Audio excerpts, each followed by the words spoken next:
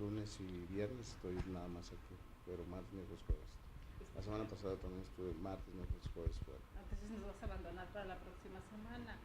Y nos lo estás avisando así con toda la desfachatez. Con toda anticipación. Sí, el que se fue a tierras niponas, ¿verdad? Sí. Pero bueno. Gracias, ingeniero querido. Buenos días, amigos queridos, buenos días, ¿cómo están? Un martes más de salud y justicia. Recuerden ustedes que tenemos los martes con médico legal en salud y justicia, abordando temas muy interesantes para nuestro país, referentes a lo que concierne a derecho médico, las situaciones que no conocemos y que de mano de los expertos vamos a ir aprendiendo. Hoy está con nosotros nuevamente el licenciado Enrique García Bucio, que lo vieron que estuvo el martes pasado, y vamos a retomar un poquito ese tema que nos dejaste muy picados, abogado querido, ese de la eutanasia, ¿verdad? Pero al final, para no adelantarnos un poquito, tenemos un tema muy interesante, amigos queridos. El consentimiento informado. Hemos hablado a lo largo de estos martes en los programas de qué se trata y sobre qué, pero hoy se va a desmenuzar a fondo para entender qué situación nos están planteando desde la cuestión jurídica para los enfermos terminales, para las situaciones médicas y qué abarca completamente lo que significa consentimiento informado. Entonces, les agradecemos que se queden con nosotros. Vamos a tener un programa muy interesante hoy en el Instituto Nacional de Desarrollo Jurídico. Bienvenido, abogado. ¿Cómo está? Hola, ¿qué tal? Con el gusto de saludarte, estar aquí presente y compartir con ustedes algunas situaciones relacionadas con este tema tan interesante que estás comentando. Y de verdad es un tema o es uno de los elementos muy importantes que conforman un expediente clínico. Hablando de derecho médico, que comentábamos que el derecho sanitario no todos lo conocen a fondo, y sin embargo un pueblo que está enfermo o que no está bien informado, pues no nos sirve de mucho. Vámonos por ahí. Consentimiento informado, ¿qué todo abarca? Porque parecieran dos palabras que no tan comunes, pero sin embargo son muy fuertes, ¿no? Sí, el reglamento de la Ley General de Salud en materia de prestación de servicios eh, establece ahí la situación y reglamenta de alguna manera el consentimiento informado. También lo hace la norma oficial mexicana del expediente clínico, establece los requisitos y qué se debe de entender por el consentimiento informado. Por el consentimiento informado debe de entenderse aquel documento propiamente dicho que es firmado o suscrito por el paciente, por el familiar responsable o su representante, a través del cual autoriza o acepta un procedimiento médico quirúrgico con fines diagnósticos, terapéuticos, rehabilitatorios, paliativos o de investigación. Esos son pues hasta esos temas abarcan, ¿no? Es decir, ¿dónde vas a externar? ¿Qué queremos decir con el consentimiento? Es un externamiento de voluntad, realmente es eso. El paciente o sus familiares responsables o su representante legal hace un externamiento de voluntad para que se realice uno de estos procedimientos quirúrgicos que se requieren llevar a cabo en el paciente. Entonces, ese es básicamente, debemos de entender por el consentimiento informado esa situación, un externamiento de voluntad plasmado en la gran mayoría de las veces en un documento denominado como tal consentimiento o carta de consentimiento informado. Algunos le llaman carta de consentimiento bajo información, otros le llaman nada más consentimiento informado, pero bueno, al final del día que cumpla todas estas características, que se establezcan los riesgos y los beneficios esperados con ese procedimiento, eso es lo que se establece o lo que busca este consentimiento. Tú te vas a someter a un procedimiento quirúrgico, tú tienes que saber y conocer cuáles son los riesgos y beneficios esperados con ese procedimiento que te van a realizar. Ajá. Eso es lo más importante para que tú asumas y se respete tu principio de autonomía. Ahora, si bien es cierto es un documento, también es cierto que debemos de decir que es un proceso, no es solamente una cuestión donde que exista solamente a través del documento, es todo un proceso, porque desde que tú acudes con tu médico tratante a su consultorio particular, tú decides y eliges tratarte con él, ¿sí? De tal suerte que, ¿por qué? Porque le tienes confianza, hay una relación médico-paciente donde tú buscas que este médico, por sus credenciales, por su área de especialidad, por su trayectoria, que te auxilie y que restaure tu salud. De tal suerte que desde ese momento hay una situación, o es el proceso que se lleva a cabo, que yo diría que es el consentimiento. De esa manera, cuando tú estás frente al doctor, el doctor te dice, a ver, te hace tu diagnóstico y te dice el tratamiento a seguir, y tú eliges, puede ser un tratamiento conservador, donde vas a evitar un procedimiento quirúrgico, o si es necesario el quirúrgico, pues te lo va a señalar, o cualquiera de las dos. Esas son las alternativas de tratamiento que te va a dar un médico, y tú tomas la decisión. En ese momento el médico ya desde ese momento está estableciéndote cuál es está estableciendo, está poniendo a tu consideración para que decidas, y te establece, mira, ¿qué riesgos puedes tener? Puedes tener el riesgo 1, 2, 3, 4, 5, 6, 7, 8, 9, y el más delicado, pues hasta la muerte. Finalmente, todo procedimiento implica un riesgo. No podemos señalar que un procedimiento es sencillo, o aun cuando sea de poco riesgo, al final del día tiene un riesgo. ¿Y qué sucede aquí? Todos los procedimientos todos los consentimientos son iguales. Yo supongo que llevan diferente responsabilidad, por llamarlo de alguna manera. Son de mayor o menor, no valía, sino me refiero a que hay algunos que es como un machote, ya el que firma siempre al entrar a un consultorio, al entrar a un hospital. Pero si necesitara algo en especial de último momento, ¿es un consentimiento aparte o el primero que se firma abarca todo lo que pudieran hacer? Mira, realmente la pregunta que haces es también muy importante, y te digo que existen varios consentimientos que se suscriben. Hay consentimientos para ingreso hospitalario. Ajá. Es entrada, cuando tú llegas al hospital, firman el consentimiento de ingreso, en el cual se establecen que pues autorizas que se te realicen todos los estudios de diagnóstico, porque vas generalmente a hacerte que te hagan un diagnóstico, ajá, etcétera, para darte un tratamiento. Entonces son de alguna manera consentimientos generales, o que de alguna manera, si ya llevas una orden de internamiento, no obsta que firmes ese, o no es un obstáculo que tengas que firmar ese documento de ingreso, y en el cual se establece lo que te estoy comentando, pues, para fines de diagnóstico y terapéuticos, que pues a lo mejor ya vienes con una orden de internamiento de tu médico particular y tratante, donde te dice que ese es otro tema. El médico particular y tratante te dice, elige en qué hospital quieres hospitalizarte o tratarte, ajá, porque yo puedo tratarte en el hospital A, B y C, o el D. Y porque por costos, así, ¿no? Muchos de los médicos atienden en diferentes hospitales. Los médicos son independientes, uh-huh, a los hospitales, entonces generalmente así ocurre. Yo, o de alguna manera lo vemos, tú puedes ir con tu especialista, el que tú requieras, y te dice, tengo la opción A, la opción B, la opción C y la opción D. Tú decides, opción A te cuesta más o menos la hospitalización tanto, en opción B tanto, en opción C y en opción D. Tú decides dónde te vas a hospitalizar. Quien te da el servicio médico, pues es el médico tratante. Quien te da los servicios hospitalarios, pues es el hospital. Entonces cada uno tiene su área o su división de trabajo, como lo decimos, y cada uno es responsable de los actos que realiza. De tal suerte que entonces tú llegas al hospital, firmas un consentimiento de ingreso, ajá, el consentimiento informado de ingreso hospitalario.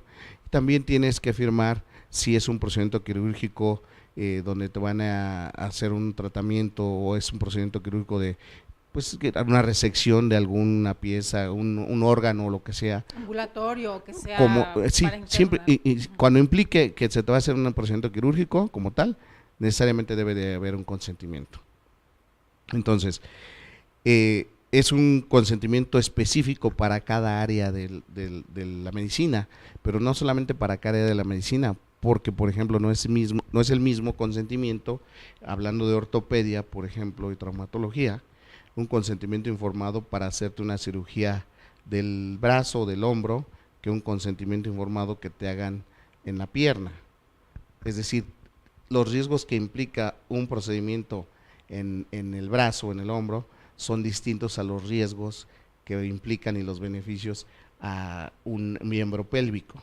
Y cuando ya va implícito alguna prótesis o aditamento que tengan que ponerte, ¿eso sería algo más todavía? ¿O Lo debe contemplar el consentimiento informado, que es la colocación de un clavo centromedular o alguna situación de escribir esa situación, y además es el beneficio, bueno, pues que puedas a lo mejor restaurar tu salud en cuanto a que puedas volver a caminar, que puedas restaurar tu salud, mejorar la fractura, que se consolide una fractura que tenías, etcétera. Y ahí mismo también pueden ir o van implícitos los riesgos Correcto, los riesgos que puede ser, se me ocurre en este momento, lo más genérico, una infección, el rechazo del material que te colocaron, pues obvio es un cuerpo extraño y que puede ser que no lo acepte tu cuerpo, entonces habrá que quitarlo, aunque son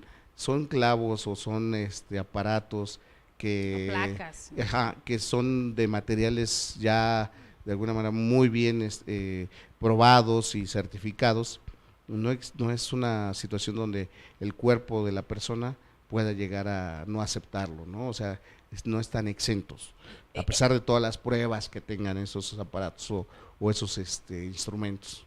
Y aquí también iría implícito ya el hecho, este tipo de aparatos o este tipo de materiales no tienen caducidad o demás, o hay algunos, porque hace poco yo veía por ahí en algunos medios sobre unas demandas por algunas prótesis de cadera que desde la fábrica tenían algún defecto y estaban causando molestia o estaban causando mal a quien se las impusiera.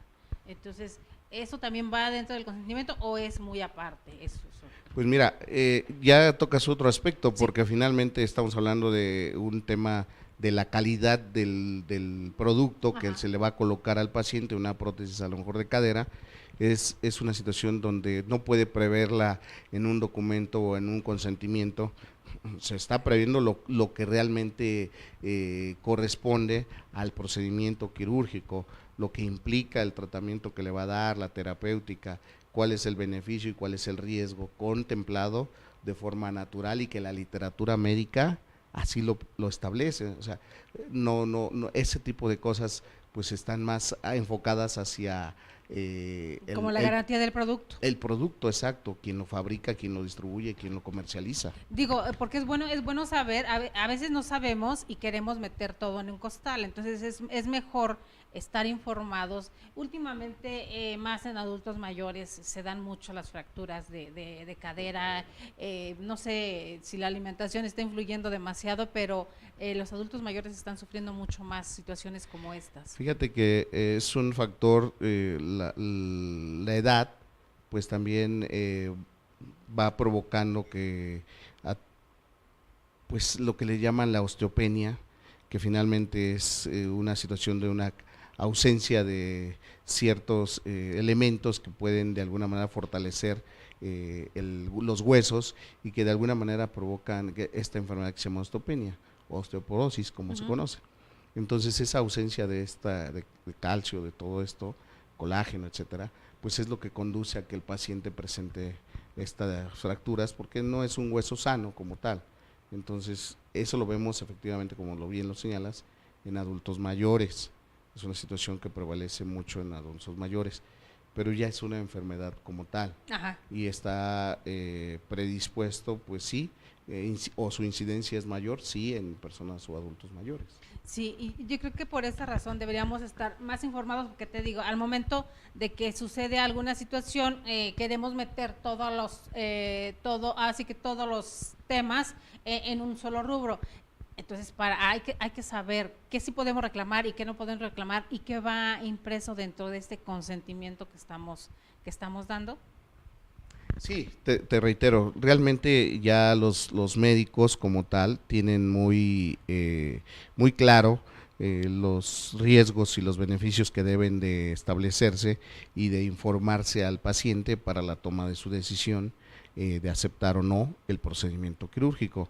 Ahora, un paciente que se siente no informado o medianamente informado, puede revocar ese consentimiento antes de la cirugía. Yo te diría, hasta estando en quirófano, pues, Ajá. ¿sabes qué? Me quedaron dudas, no quiero hacerme el procedimiento y regrésame a mi habitación porque no quiero hacerme el procedimiento hasta que no entienda lo que no De qué entendí, se ¿no? trata? Sí. Pero bueno, eso en la realidad debería de ser o debería de ocurrir. Sin embargo, el paciente que se somete a un tratamiento, y te lo digo con esa franqueza, ya entendió de qué se trata su problema, ya entendió de qué se trata el procedimiento, y si tiene alguna duda, pues tiene también su libertad de pedir esa información con el médico tratante, y si no está conforme con ello, pedir una segunda opinión donde pueda reforzar o confirmar o en su caso desentrañar esa duda que tenga, ¿no? Ah, Entonces ah, sí existen esas posibilidades. ajá. Hoy en día tenemos esa gran posibilidad de esa segunda opinión o revocar el consentimiento, etcétera. Está la otra parte, donde no hay un consentimiento como tal en las emergencias y que tienen que actuar de momento. Los seres humanos no es lo mismo firmar un papel porque estamos haciendo un convenio sobre una casa o demás, a firmar un papel cuando estamos en una situación vulnerable y psicológicamente afectados, aun cuando seas familiar. Es una situación que debería ser, digo, para fines jurídicos o efectos jurídicos es lo mismo, ¿no? Pero como seres humanos nos cuesta mucho más trabajo, tanto dar un consentimiento como firmar, como tal vez tener la cabeza fría para pensar bien qué nos están diciendo en una situación en un hospital, a estar en una notaría hablando sobre otros documentos. ¿Qué podemos hacer ahí?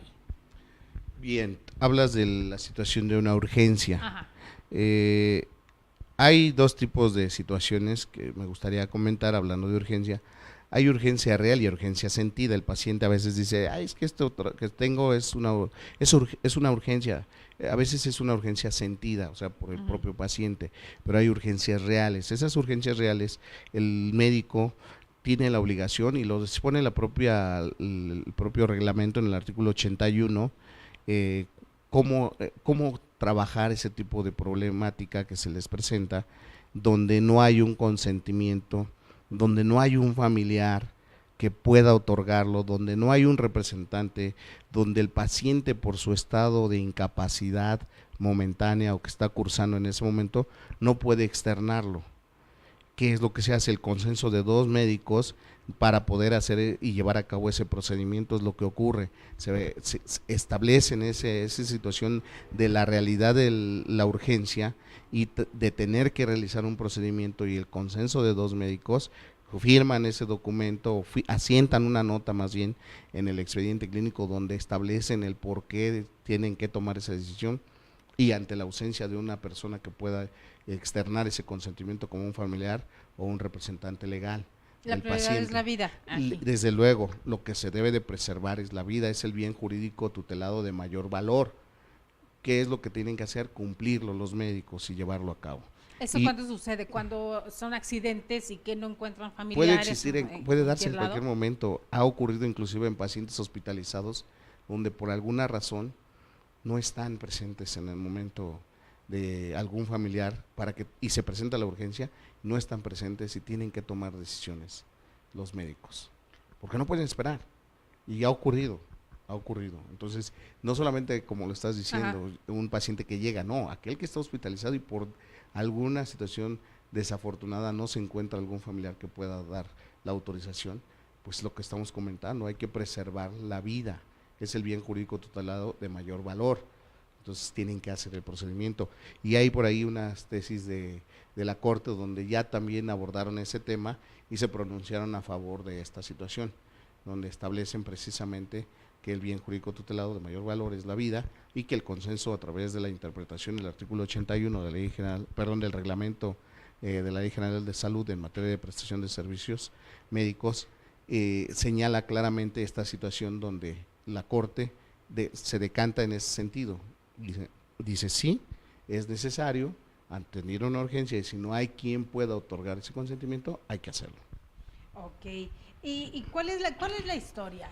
¿Sabe de dónde viene? ¿Dónde comenzamos jurídicamente con estos procedimientos del consentimiento.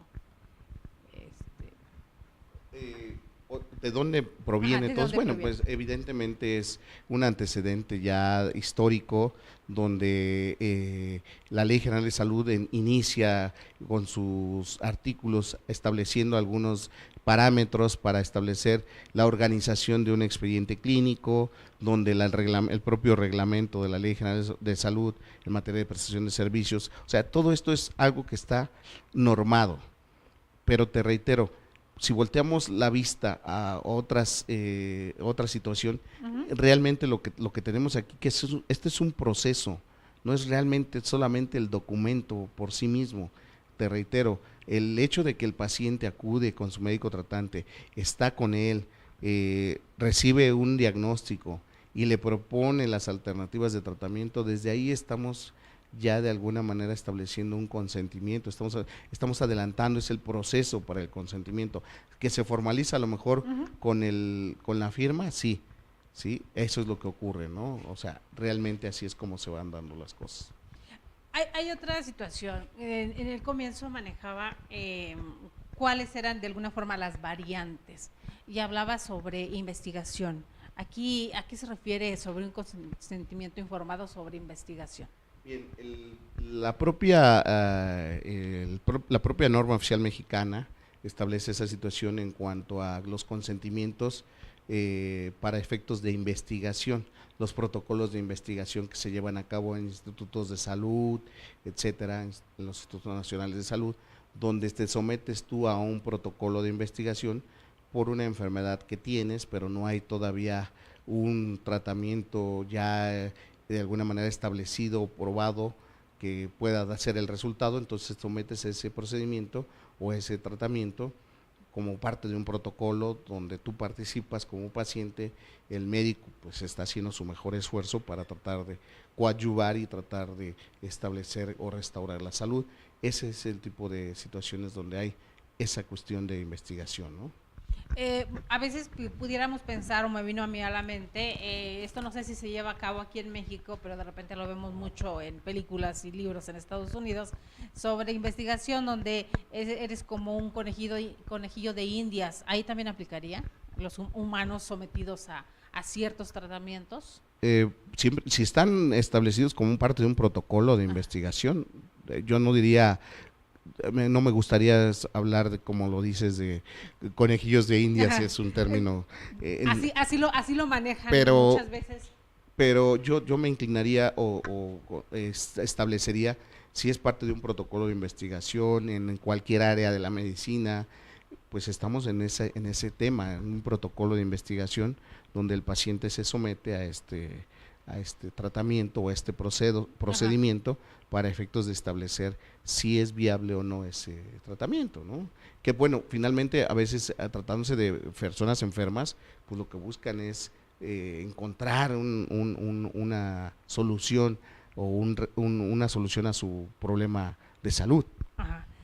Yo me iba más por la parte donde en la investigación, hablando de farmacéuticas y demás, que he sabido que contratan personas para someterse a diferentes tratamientos, por eso manejaba el término sobre de conejillos de indias, porque así lo manejan muchos, de que reciben como un sueldo a cambio de someterse a ciertos procedimientos, ciertos procesos. Ahí también tienen que firmar algo porque por las consecuencias que pudieran. Por supuesto, tienen que firmarse consentimientos en todo tipo de situaciones con ese carácter de investigación.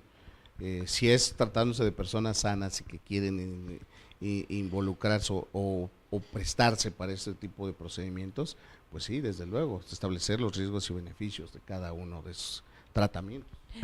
Y si no, cuando sucede que está un enfermo, me viene a la mente, y lo comentaba alguna vez con el abogado, con Daniel, sobre un tema que estábamos tratando antes de comenzar con ustedes como firma legal, con un doctor que acudía con nosotros y que por ahí trae un pleito legal con el INI, en el Instituto Nacional de Neurocirugía y Neurología de acá de nuestro país, precisamente sobre un consentimiento informado que no fue avalado por los pacientes, y donde se les somete a un tratamiento, a una invasión al cerebro y les ponen una válvula que no, para lo cual no fueron consultados antes de, con un consentimiento normal, por llamarlo así, el machote este que en todos los hospitales hacen, con ese amparan la invasión así que a su cerebro y todos los procedimientos que hacen después.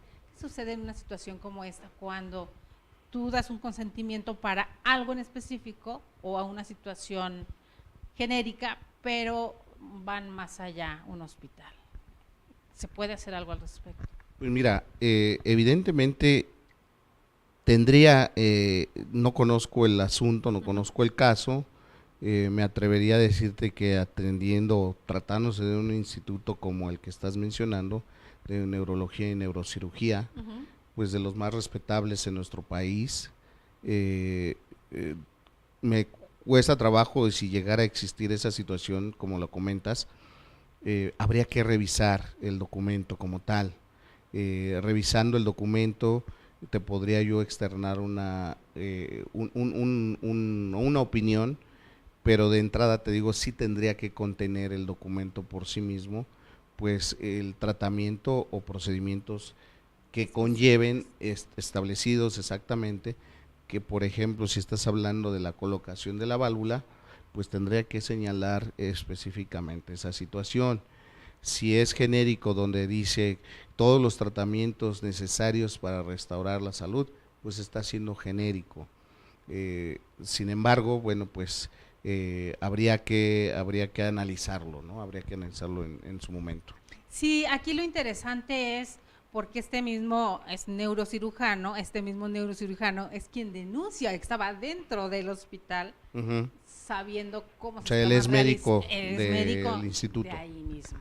Entonces inicia un pleito legal que ya tiene muchos años, precisamente porque él, como parte de, se da cuenta de lo que se está haciendo sin un consentimiento debidamente informado, y aparte las víctimas, estamos hablando de cientos de víctimas a raíz de esta situación.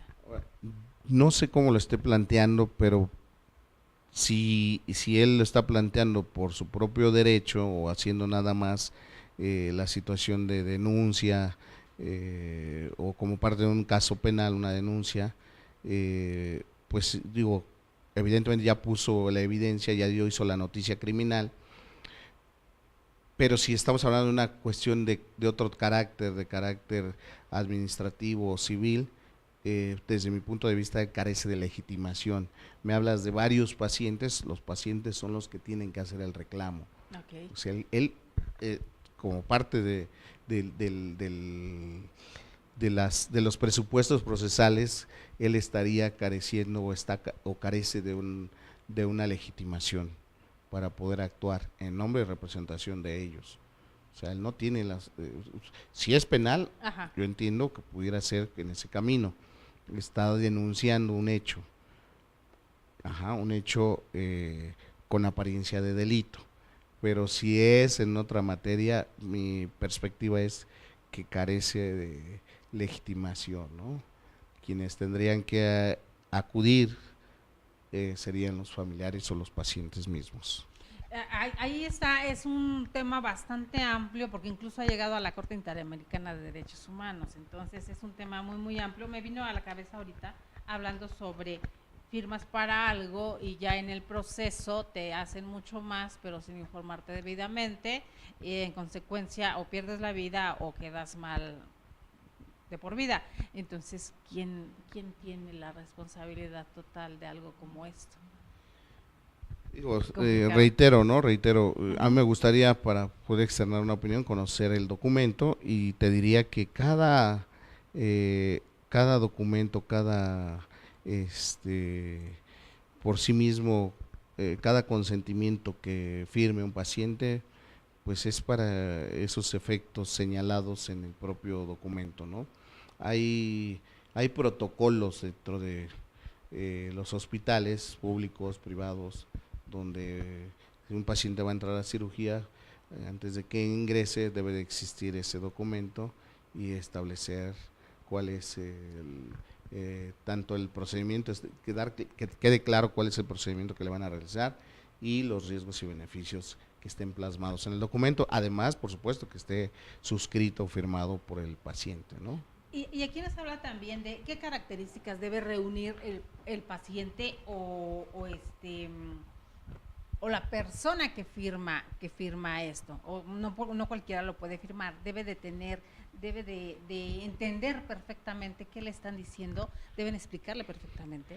Pues te reitero, si el paciente está con la capacidad para poder, una capacidad de ejercicio y puede comprender y entender el procedimiento que se va a realizar, pues él es el que debe de firmarlo. Si por alguna razón él no pudiera, tendría que hacerlo el familiar responsable más cercano. Y si no hay un familiar, si hubiera un representante legal, pues un representante legal. Son los requisitos que señala la norma oficial mexicana. ¿Y cuáles serían las excepciones? ¿Por qué se haría una excepción al caso de no firmar un documento como este? Como te lo comenté, solamente el caso de excepción es una urgencia, donde toman la decisión los médicos, el artículo 81, y la Corte lo ha señalado también en una interpretación al mismo precepto, y en el caso también de que el familiar no, perdón, que el propio paciente no pueda otorgarlo en ese momento. Ok, perfecto. Y entonces, lo que pasa es que por aquí hice mi tarea y me dan demasiada información. A veces Mr. Google nos satura de información. Está perfecto. No, tan perfecto o también tenemos que aprender a ir decantando de la información que encontramos en internet respecto a este tema. ¿Cómo lo ve? Mira, yo creo que como lo comentamos en otra ocasión, el informarte, el documentarte es perfecto, debe de ser así y abona para que todos tengamos, y el programa, como bien lo dice, más que leyes, ¿no? Sí, Entonces, educando la conciencia. Eso es realmente lo que debemos de hacer. Todos tenemos la posibilidad de enterarnos y documentarnos, etcétera, pero con sus limitaciones, sabiendo que en internet hay muchas cosas ciertas y muchas cosas falsas, ya lo comentamos en otra ocasión. Entonces, yo te podría decir dónde puedes encontrar la normatividad sanitaria que existe, la puedes bajar de internet, son documentos fiables, Ley General de Salud, reglamentos de la Ley General de Salud. Que vamos a compartirles por aquí las ligas porque nunca está de más. Hay personas que sí les gusta meterse e investigar un poquito más, porque a mí por aquí algo de lo que les digo que hice de tarea, el informe Belmont, casi siempre de Estados Unidos viene la mayoría de las reglas, o de Europa. Casi siempre vienen de otros países, y bueno, vamos tomando lo bueno, por así decirlo, y adaptándolo, ¿no?, a nuestros documentos legales y normativos. Como si fuera tipo de derecho comparado. Como si fuera algo de adecuando. Sí, porque nos dice el informe Belmont estadounidense identificó los principios éticos básicos a tener en cuenta durante una investigación biomédica y los catalogó de beneficio o de beneficencia y no maleficencia, de respeto a las personas, autonomía, de equidad, justicia. Y el principio de beneficencia se refiere a la obligación ética de medir la relación riesgo-beneficio, es decir, lograr los máximos beneficios, reducir el mínimo daño y la equivocación. Esto es el principio de los... Son los principios de bioética, beneficencia, no maleficencia, autonomía que deben de respetarse y libertad del paciente. Son los principios fundamentales que deben de respetar, sí, que deben de quedar, o que de alguna manera quedan contemplados en ese consentimiento, informado. Son muy, muy interesante, y realmente te digo, la bioética es una área que nos viene de alguna manera también a ilustrar en todos estos temas de carácter médico. Y que de muchas maneras también nos llevan a tener, a estar, todos estos consentimientos forman parte de un expediente clínico de un paciente, o sea, toda esta historia se va guardando para saber realmente qué fue lo que se fue haciendo paso a paso en una historia clínica. Correcto, si te estás atendiendo hoy en día, no existe esa situación donde puedas tener un expediente clínico si te estás atendiendo en un hospital público, que ese expediente lo pueda conocer un hospital privado. Se está avanzando, todavía no, eso es algo que tiene que darse en un futuro no muy lejano, pero eso es muy importante. Por ejemplo, estás atendiéndote en un hospital público o viceversa, cualquiera de las dos formas, y que tu médico que te va a tratar en otro hospital distinto conozca tus antecedentes clínicos, y que pueda darte la mejor atención posible. Porque por decirlo, de alguna manera, pudiera darse el caso que omites alguna situación involuntariamente cuando vas a otro hospital, te hacen la historia clínica y omites señalar a lo mejor alguna cuestión importante para ese momento, porque se te olvidó, simple y sencillamente. Yo no hablaría de mala fe, yo diría Exacto. Que se te olvidó. Y si tienes un expediente clínico que lo pueden ver otras instituciones o todas las instituciones, pues de esa manera todos van a conocer cuáles son tus antecedentes clínicos. Que debería ser lo correcto, ¿no? Digo, porque así como va el paciente, pues debe ir completo su expediente detrás para saber qué se le ha hecho a lo largo del tiempo.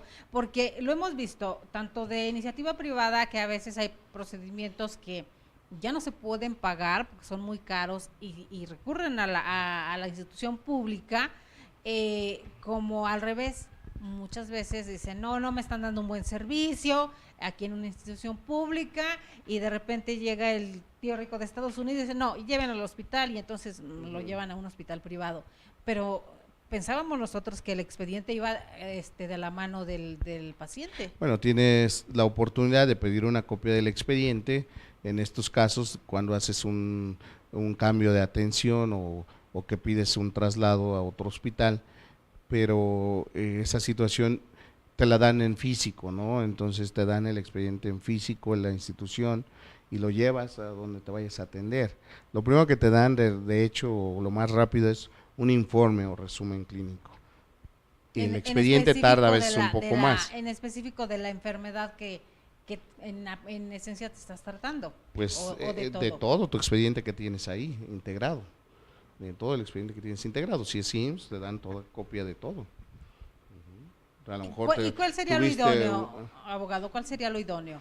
Que se hiciera un expediente ¿cómo? Para poder, yo soy de Mérida, pero andaba en Mexicali de vacaciones o de trabajo, de negocio, y me enfermé, que pudieran checarlo inmediatamente. Tendría que ser electrónico, evidentemente, un expediente electrónico, aunque existe una norma oficial mexicana del expediente electrónico, todavía no toma realmente la fuerza que debe de tener, porque requiere de certificaciones, la certificación de quien te hace el expediente, quien te lo programa, quien hace el programa del expediente, y que la Secretaría de Salud, a través del área respectiva, también te otorgue la certificación de que tu expediente clínico electrónico cumple con todos y cada uno de los requisitos que señala la norma. ¿Cómo se vislumbra el futuro en ese aspecto? Me gustaría que muy bien, y que lo tuviéramos. me gustaría darte buenas noticias, Delia. Así es. Pues todos necesitaríamos cuadrar, si la cuestión contable de las empresas se puede cuadrar en el país, no entiendo por qué algo tan importante como la salud de los mexicanos no la pueden cuadrar en todos lados. Lo que pasa es que la parte contable pues sí genera un ingreso considerable para el país, ¿no? Y aquí no genera un ingreso. Pues sí, pero se supone que la parte importante de México somos los mexicanos. Claro, eso es una razón importante, pero no. Partiendo de esa premisa. Pero no lo ven a lo mejor quienes deben de tomar esas decisiones. Así es, abogado. Partiendo de esa premisa, les decía, ya lo agarramos de chascarrillo aquí, pero es que es nuestra realidad que a veces es tan irrisoria, ¿verdad, abogado? Así es. Queremos ser de primer mundo, pero nos falta mucho. Pero bueno, ya contamos con la norma, hay que implementarla, porque pues también ahorita ese sería el proceso de implementación, que tiene ya varios años la norma, pero pues tendría que hacerse algo, trabajarse en ese aspecto. Que se trabaje, porque si no lo que no se mueve se oxida. Así Entonces, es. Pues ahí está, pero no nos ha dado mucho. Hablando, les decía al comienzo de esta, y hablando de consentimientos informados, yo creo que uno de los más importantes, más importantes también, sobre esta situación, que no muchos quieren tocar, y que yo les comentaba que por ahí el presidente de la República coquetea con el tema, en días pasados y desde meses pasados, cuando dicen Mérida, el tema de desahuciar a una persona, cuando se llega a la realidad triste de que no hay opciones, no hay alternativas, es decir, a ver, ya, llévense al paciente a su casa. ¿Por qué no implementamos algo para el bien morir? ¿Por qué no la asistencia? Son palabras textuales que dice Andrés Manuel López Obrador. Ya hablábamos del término que no quieren hablar, la palabra como tal, que le suena fuerte, eutanasia. Y nos mencionaba usted hace 8 días que cumplimos 100 programas, abogado, sobre la muerte asistida en nuestro país. Bueno, no es la muerte asistida. La Constitución Política de la Ciudad de México habla de la muerte digna como tal. Digna. Ya de alguna manera lo prevé, es un avance significativo y que bueno, ese es uno de los caminos que tendrán que tomarse, pero requiere su regla. La ley de voluntad anticipada. Esa es otra. A ver, esa es la ley de voluntad anticipada. Díganos, porque nosotros como ciudadanos de a pie nos dicen y a veces pensamos que es lo mismo. Ley de voluntad anticipada es precisamente un ordenamiento legal que ya tiene algunos años que se expidió en la Ciudad de México. Es un avance muy interesante, muy importante, donde el paciente desde antes de, bueno, no el paciente, hablemos todo ciudadano, tiene el derecho de hacer un documento ante un notario, que por ahí le llaman testamento de vida, algo así. Es un documento que se suscribe ante un notario donde uno establece, en caso de que yo tenga una enfermedad incurable, incapacitante, etcétera, deseo que no se me hagan maniobras de reanimación si yo caigo en paro cardiorrespiratorio. Deseo que no se me dé tratamientos que van a hacer solamente que alargue mi malestar, mi agonía. Sí. Y lo que quiero es solamente que se me den tratamiento del dolor y cuidados paliativos. Que yo no tenga dolor en caso de que yo tenga una enfermedad terminal. Pero que ya no traten de reanimarme o alargar. Ya no exista una obstinación terapéutica que obligue a los médicos a llevar a cabo esos tratamientos, o que los propios familiares no puedan tomar esa decisión de decir, hasta aquí no se hace nada, denle solamente la atención de cuidados paliativos o de tratamiento del dolor. ¿Desde cuándo existe en nuestra ciudad? ¿Y hay en otros estados de nuestro país? Ya hay en otros estados. Perdería de vista cuáles son, ahorita no me lo recuerdo. Si no estoy muy equivocado, por ahí de 2000, más o menos 2003, por ahí está la legislación. Nos dice, se promoverá en todo el territorio la ley de voluntad anticipada y en todas las entidades federativas que aún no cuentan con ella, se promoverán reformas en los códigos civiles para consagrar el derecho a una muerte digna. Y esto me brinca porque dice una muerte digna, lo dice Olga Sánchez Cordero en el mes de julio, siendo todavía senadora o ya... Julio, senadora todavía. Todavía, es que no me acuerdo si ya era senadora o sí todavía era senadora. No, porque toma su cargo cuando toma el poder el presidente, ¿no? Ajá, entonces, esto es interesante porque el remate de consagrar el derecho a una muerte digna. ¿Qué es lo que estoy comentando? Ya la Constitución Política de la Ciudad de México lo establece claramente en esta nueva legislación que tenemos en la Ciudad de México. Son los avances significativos. Ya prevé la muerte digna, como tal, como término. ¿Qué es la diferencia con la muerte asistida? Esa es otra cosa. Esa es otra, o sea, una cosa completamente diferente. Y lo tomábamos a colación, les decía, con el tema que sucedió, de lo que sucede en España, ¿no? Donde este señor ayuda a su esposa a morir, porque ella le suplica desde mucho tiempo. Casos de esclerosis múltiple, yo sé que esa parte es médica, es complicado, pero ¿hay alguna estadística, ustedes que se dedican a la defensa de seres humanos en hospitales y demás, ¿hay estadísticas al respecto sobre esas enfermedades que son degenerativas crónicas? Sí, en todos los hospitales, sobre todo más en los hospitales públicos, porque reciben mucho más gente, existe una estadística de ciertas enfermedades que prevalecen o que están a la alza. Entre esas es diabetes mellitus, obviamente enfermedades oncológicas, evidentemente la que acabas de comentar, yo creo que son de las que se presentan con mayor frecuencia actualmente. Y bueno, el tratamiento y seguimiento que le dan a los pacientes, pues además es muy importante, pero además es muy caro. Resultan tratamientos muy caros, muy onerosos, que difícilmente los pacientes pueden a veces pagarlo, ¿no? O pagar sus tratamientos, y buscan evidentemente la asistencia o el apoyo a través de los organismos públicos o los hospitales públicos.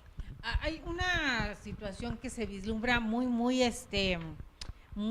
poco halagüeña, esta enfermedad de la obesidad mórbida, que las vienen viendo como enfermedad, y que México se está repuntando en lugares que no nos gustaría estar, de los primeros lugares, y sin embargo nos damos cuenta.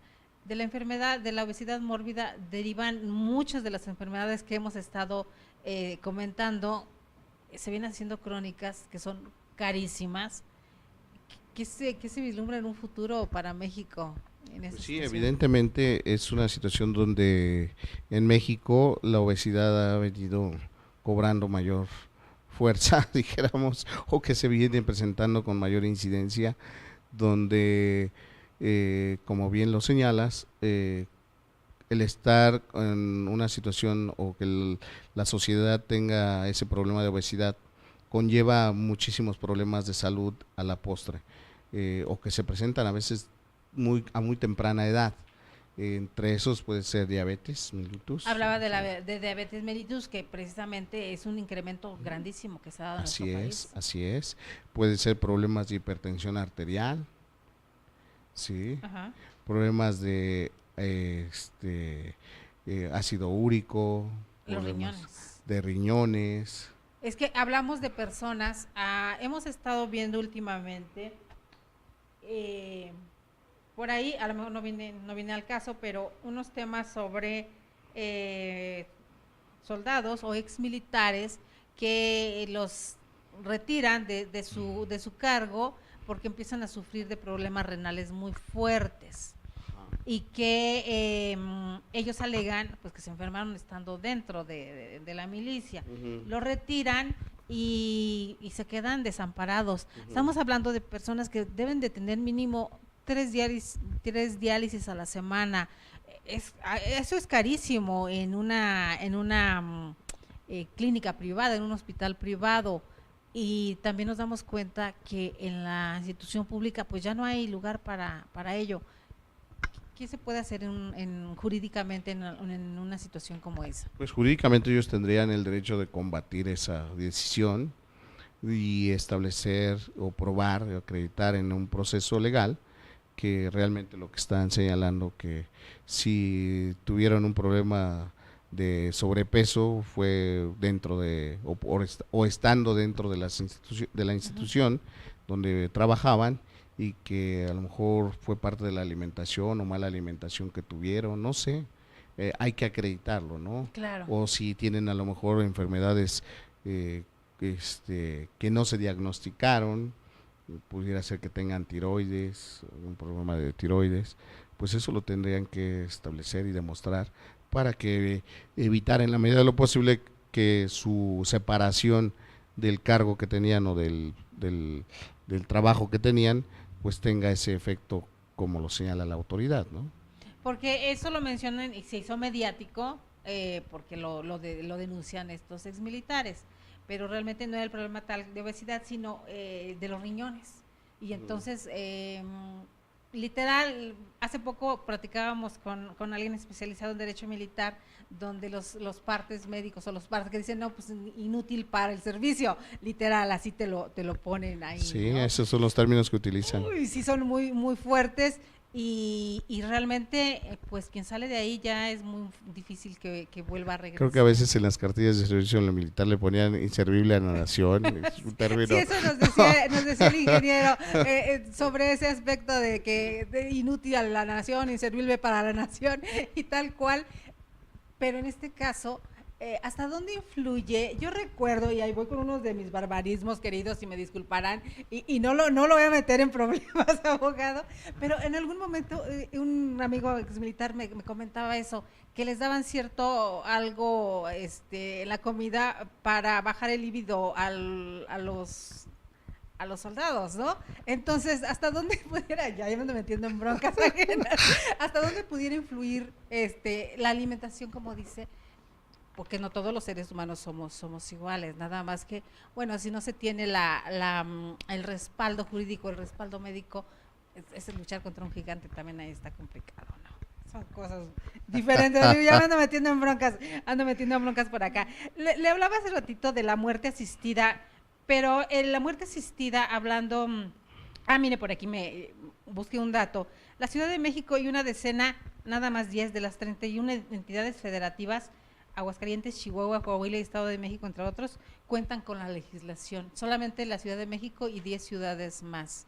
Entonces nos harían falta prácticamente 21, Si son 10, nos hacen falta 21, 22. estados. Aquí nos marcan ciudades. No encontré mucho al respecto, sería cuestión de buscar más. ¿Qué falta legislar en nuestro país? Digo, porque al final de cuentas no se pudiera hacer algo que fuera único para todo el país en cuestión de esa materia. Podría ser una ley de voluntad anticipada de carácter federal y todos tienen que ajustarse. ¿Y esto de quién dependería? Si es de carácter federal, del Congreso de la Unión. Del Congreso de la Unión. Los legisladores. Así es. Se pongan a hacer su chamba, queridos amigos. Pero es lo que les digo, como son temas difíciles, no cualquiera le quiere entrar hablando. Es que no son temas de impuestos. No dejan, esto quita dinero, pero sí dejaría algo para nuestro país, porque volvemos a lo mismo, lo que le decía, queremos ser punta de lanza en otras cuestiones y lo importante, pues no siempre. Les hablaba de la muerte asistida en México. Es un libro, queridos amigos, nos habla de una opción más para morir con dignidad. Es un libro que se me hace muy interesante y que quienes gusten, con todo el gusto del mundo les voy a compartir porque está en PDF en internet, entonces es fácil encontrarlo. La coordinadora es Asunción Álvarez del Río y tiene diferentes autores, la misma Asunción Álvarez del Río, Julieta Gómez Ábalos, Isaac González Huerta, Jorge Linares Salgado, un pariente por ahí, María de Jesús Medina Arellano, Héctor A. Mendoza Cárdenas, Pedro Morales H., Patricio Santillán Doherty, Adriana Segovia Urbano, Beatriz Banda Cantón. Y son bastantes temas muy interesantes, abogado, que se me hizo este libro. No lo he terminado de leer, le vi un poquito, pero nos habla sobre la muerte asistida en México, una opción más para morir con dignidad, las decisiones médicas al final de la vida y lo permitido. ¿Hasta dónde sí y hasta dónde no? Y la función del derecho, ¿dónde puede influir en los seres humanos? Hablando de los mexicanos, en ese aspecto. ¿Hasta dónde sí y hasta dónde no? Sí.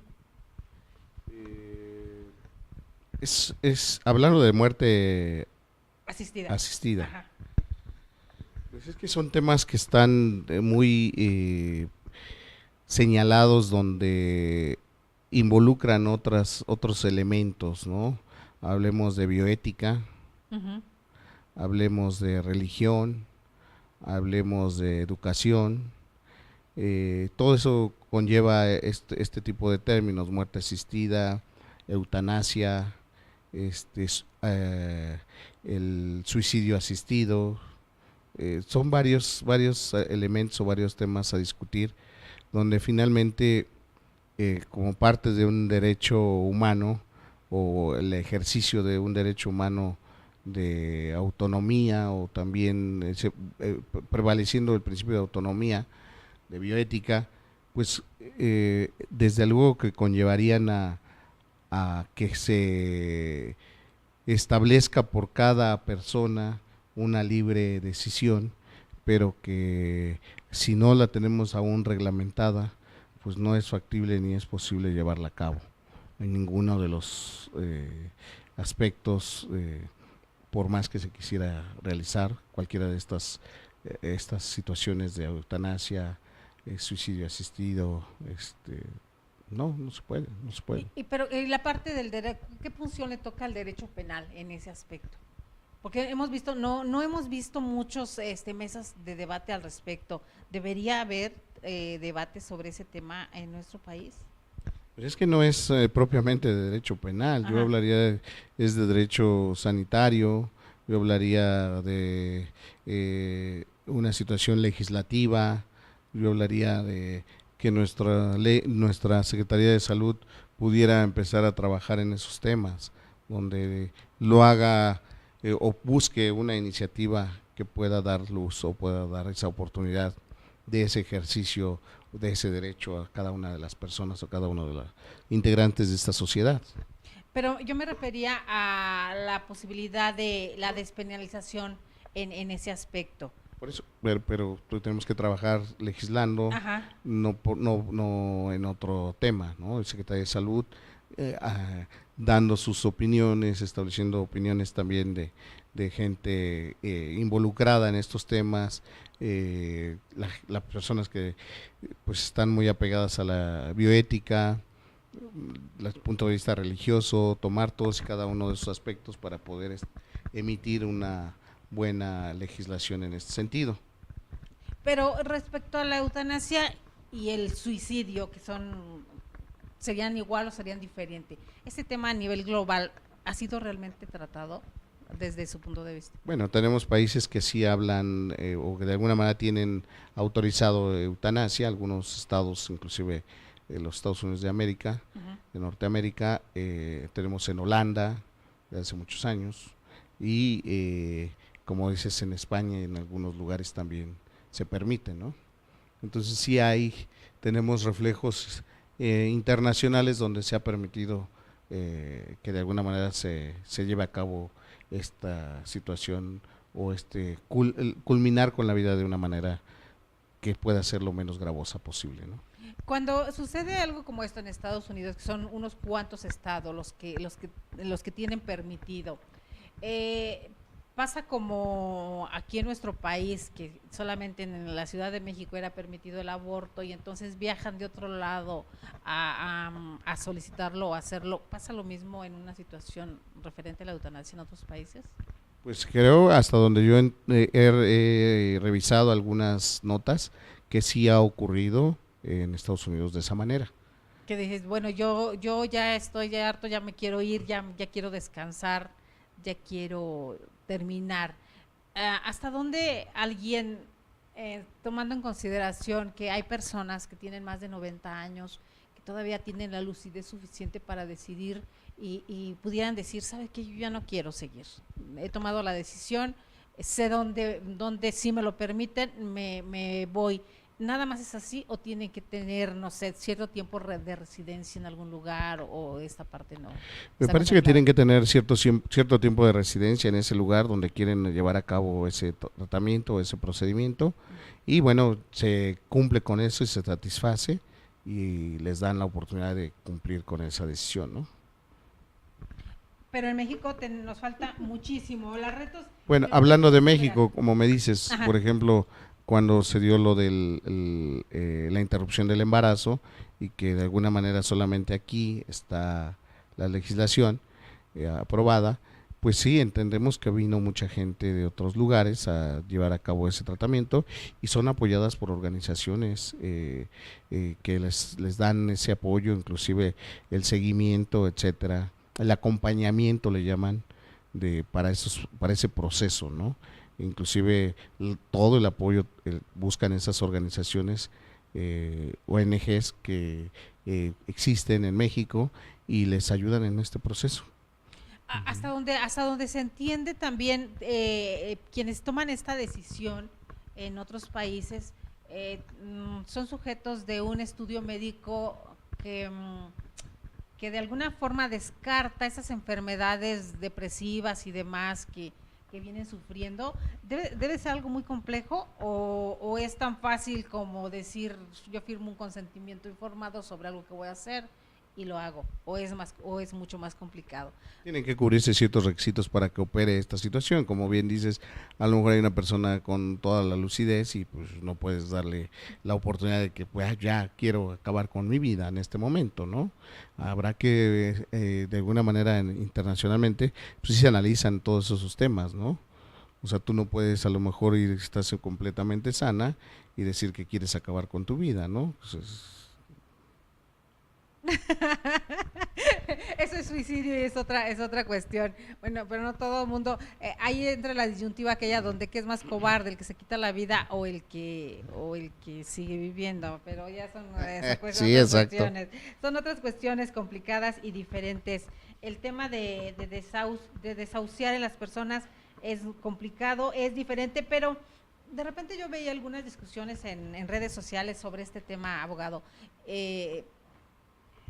¿Por qué los que hablaban hablando sobre el aborto, por qué decides que no llegue una vida a este mundo, a este planeta, y por qué no aceptas o acatas el derecho de alguien que ya no quiere estar en este planeta cuando pudiera ser prácticamente lo mismo? ¿Cuál es la diferencia?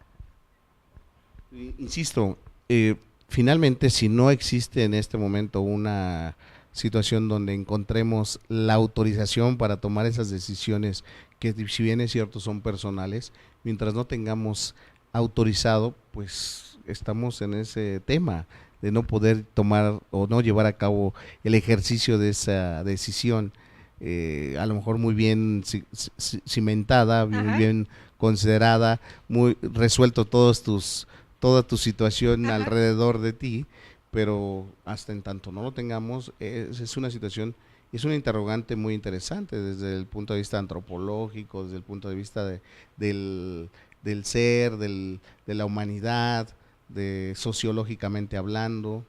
O sea, realmente sí y está apegado o nos tenemos que circunscribir a cuestiones legales, a cuestiones de legislación donde encontremos que realmente nos lo autorizan, nos lo permiten y lo podemos hacer, ¿no? Y lo podemos hacer. Es que andaba buscando por aquí algo que se me perdió, se me traspapeló.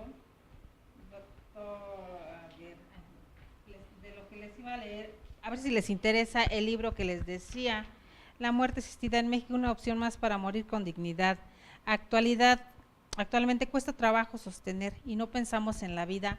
Al llegar a ella frecuentemente no lo hacemos hacia la salida. La primera carencia tiene que ver con la inmadurez de nuestro sistema nervioso central y la segunda situación constituye más un descuido de pensamiento, lo que vuelve más difícil los casos de terminación imprevista de la vida.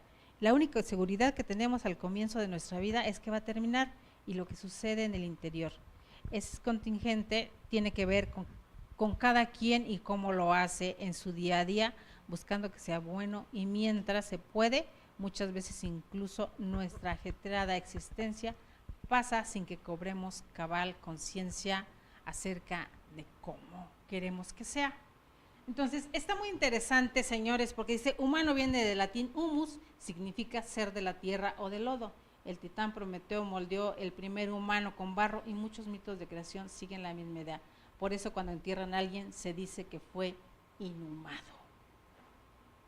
Ahí entra la filosofía, tiene mucho que ver también en las leyes y en la jurisprudencia para lograr algo, para lograr crear nuevas leyes, abogado, o no influye tanto. Pues desde mi punto de vista, yo creo que hay varias áreas del conocimiento, hablo antropología, hablo sociología, desde luego la más, no diría la más importante, pero sí de las más destacables y sobre todo hablando de temas de esta naturaleza que implican un derecho o una situación de derecho humano, puede ser de salud o puede ser de alguna manera la toma de estas decisiones al principio de autonomía, pues evidentemente involucran otras áreas. Hablo de el derecho como tal, pues de alguna manera ahí están muchas situaciones donde deben de establecerse y normarse para sacar una buena legislación. Otro, la parte médica, otra, la parte de la bioética. Entonces hay varias áreas de conocimiento que pueden ser útiles para poder tomar una buena decisión en promulgar una ley de este tipo. Y de acuerdo también a la época que estamos viviendo, ¿no? La lluvia de ideas que llega de todos lados también influye mucho. Lo que decía sobre la legislación que se tiene que cambiar también depende de quiénes están creando y haciendo las nuevas leyes en nuestro país. Así es. Que esa es otra cuestión. Pues queridos amigos, nos quedamos con la información que nos regala el día de hoy el abogado Enrique García Bucio, CEO de Médico Legal. Queridos amigos, el consentimiento informado, que debemos tener capacidad, debemos comprender perfectamente lo que está firmando, que sabemos que hay excepciones al caso, pero sobre todo que debemos tener la capacidad de decisión, ya sea el mismo paciente o el tutor legal o quien más nos decía. Sí, es el paciente, un familiar directo o responsable y el representante legal en caso de que lo hubiera. ¿Sí? Entonces, realmente, y yo a lo mejor terminaría diciendo, por los casos que tenemos, de alguna manera me atrevería a decir que no existe un paciente que no haya externado su consentimiento para someterte a un procedimiento. Todo paciente externó un consentimiento y reitero, es un proceso que desde que está con el médico en consulta, está conociendo el tipo de tratamiento. Primero le hizo un diagnóstico, segundo le explicó el tipo de tratamiento que iba a hacer o iba a realizar y los riesgos y beneficios esperados. Entonces, ese es algo que también es muy interesante y que debemos de observar en la práctica diaria, ¿no? Y que también hasta cierto punto es bueno entonces que nos hemos dado cuenta que muchas veces el enfermo, estamos hablando ya de mayores de 18 años obviamente, que está el enfermo, pero prácticamente no lo dejan conocer nada de lo que le está sucediendo y los familiares son los únicos que se enteran de lo que está pasando. Entonces, al momento que le hacen una pregunta como esta de un consentimiento informado, pues como si no tiene todo el conocimiento total de lo que ha estado sucediendo. Ahí también sería importante que los familiares o los responsables hicieran del conocimiento total del paciente lo que sucede. Sí, es importante que el médico lo entere de cuál es la situación que está prevaleciendo en cuanto a su salud. Evidentemente eso va a tenerlo mejor informado para la toma de decisiones. Y desde luego, digo, todos en algún momento hemos sido pacientes.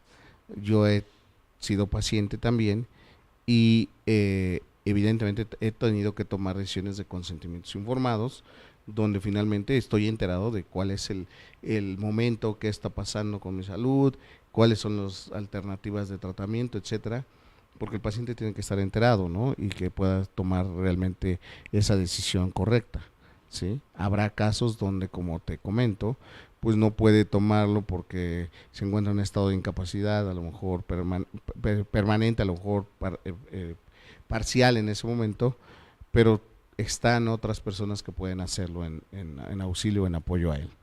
Y un tema interesante, los menores de edad, también la Corte ha decantado su criterio en el sentido de establecer que aquellos menores que pueden y que tienen la capacidad de comprender y entender o un razonamiento claro de las cosas que están pasando, puede tomar una decisión de consentimiento que desde el punto de vista no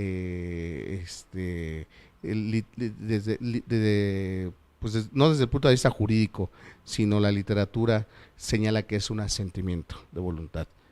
Ajá, pero no realmente marca edades ahí. No, nada más tiene que existir esa capacidad de entendimiento y conocimiento de lo que está ocurriendo, ¿no?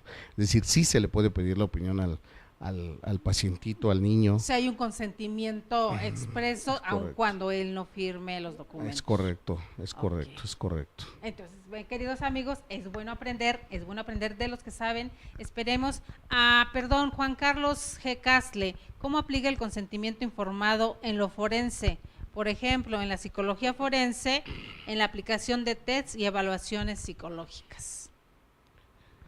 Bien, la propia norma oficial mexicana nos establece cuáles son los elementos mínimos que debe de contener o los eventos o los tratamientos que deben de contener un consentimiento informado. Entre esos, como dije, es el ingreso hospitalario, procedimientos de cirugía mayor, procedimientos que requieren de anestesia, que nos faltó comentarlo, para efectos de una salpingoclasia o vasectomía, la donación de órganos, tejidos y trasplantes, investigación de clínica en seres humanos, comentábamos, Ajá. y de necrosis hospitalaria, eso también son procedimientos de diagnóstico y terapéuticos, lo que te decía, a Al veces hablar de llegas a... necrosia hospitalaria, ¿a qué nos referimos? Cuando están dentro de un hospital pueden hacerles necropsia, que difícilmente se da en hospitales privados, Ajá. en hospitales públicos se llega a hacer en algunos casos. Ah, Sí, o sea, solamente, para saber cuál es la solamente. causa de muerte que realmente ocurrió, como si fuera una necropsia en el CEMEFO. Cuando les dicen tenemos que ir de tales órganos para Exacto. llevarlos a Es- patología, no, tienen que eso es firmar, otra eso es cosa. otra cosa, eso Es es otra otra cosa. cosa de Es otro un estudio consentimiento. patológico, Y pero pero aún ahí también hay consentimiento informado. no, porque sobre eso esa es situación. hay una resección de una pieza quirúrgica y se la llevan porque es la obligación del médico mandar la patología. Ah, ok. ¿Y en lo que nos decía de necropsia?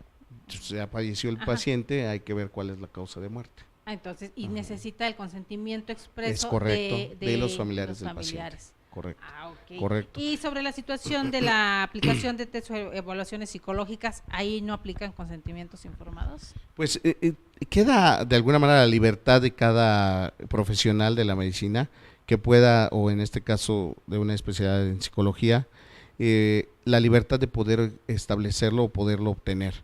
O sea, estos son los mínimos, los que acabamos de comentar, Ok. pero no está de alguna manera limitado.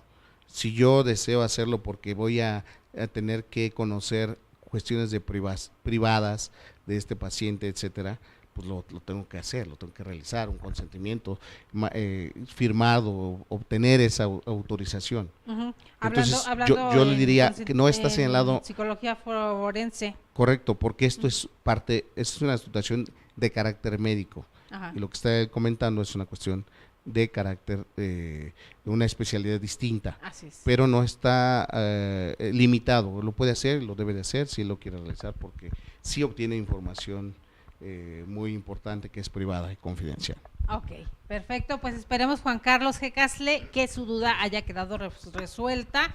Agradecemos, queridos amigos, a quienes estuvieron pendientes de nuestro programa el día de hoy. El día de mañana, que tenemos miércoles de criminogénesis, por aquí va a estar con nosotros nuestra querida doctora Griselda Muchategui. Vamos a hablar sobre suicidio, la parte que toca en la cuestión jurídica. Va a estar así como que muy interesante de la mano de los expertos, y por aquí vamos a estar internacionales porque va a estar con nosotros de Perú, está con nosotros precisamente mañana. Por aquí vamos a hablar un poquito sobre el tema, permítanme, queridos amigos, sobre el tema al respecto, con la doctora que nos acompaña de Perú. Cuando uno quiere los chunches no funcionan como uno quisiera. La doctora Anita, ves que no me acuerdo de su apellido, discúlpenme, y esto ya se trabó. Perdón. Estará con nosotros, mire, sí, no, pues no me quiere hoy mi teléfono, la doctora Anita Ríos, que viene de Perú.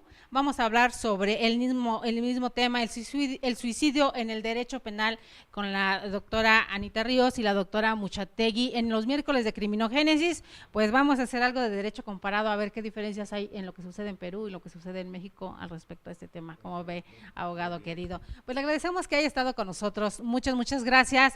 Desde Médico Legal, por ahí estuvimos compartiendo su dirección para el correo electrónico, si tienen alguna duda al respecto del tema que tratamos el día de hoy o cualquier otro, pues con gusto el doctor Enrique García Bucio los va a atender. Muchísimas gracias por la invitación nuevamente, aquí estaremos siempre que seamos requeridos, y finalmente es un gusto y un placer compartir contigo este pequeño espacio que nos brindas. Muchas gracias. Pues, queridos amigos, soy Delia Linares Alvarado, y a nombre del Instituto Nacional de Desarrollo Jurídico y de todo el equipo les damos las gracias por estar una vez más, un martes más en Salud y Justicia con nosotros. Tengan una tarde excelente. Hasta mañana. Hasta luego.